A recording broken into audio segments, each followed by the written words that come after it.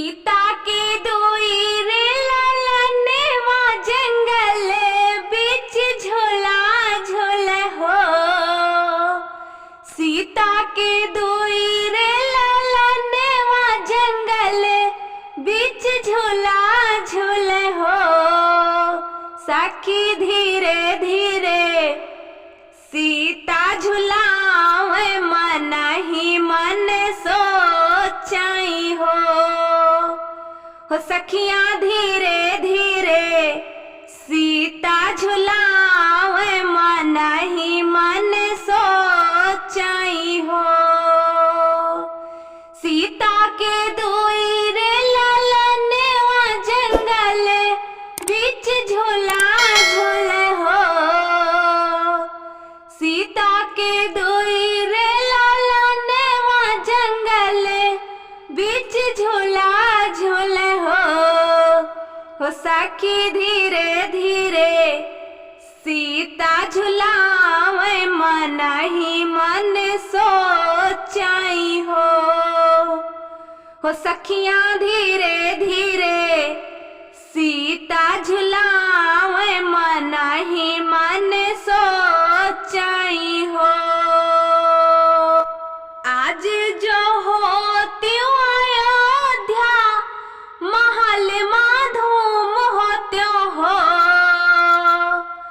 आज जो होती अयोध्या महल में धूम होते हो। सखी सासु जे होती कौशल्या रानी अन्य धन लुटा देती हो। सखियां सासु जे होती कौशल्या रानी अन्य धन लुटा देती हो।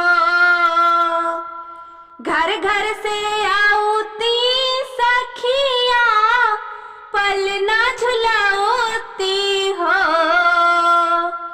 घर घर से आउती सखिया पलना झुलाती हो।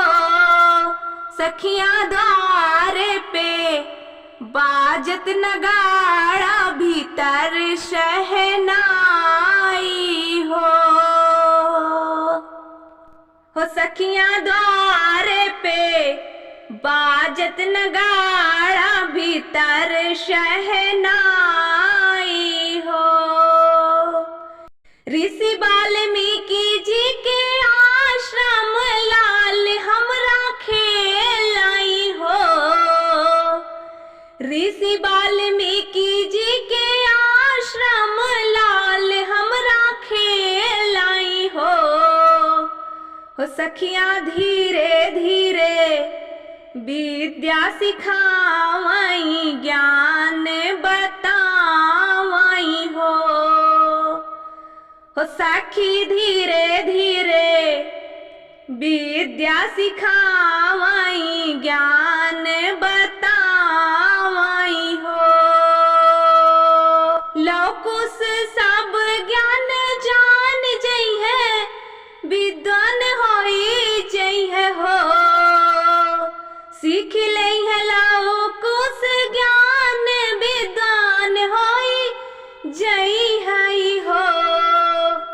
सखियां मोरा लाले होई है महान हमारो दुख कटी हाई हो।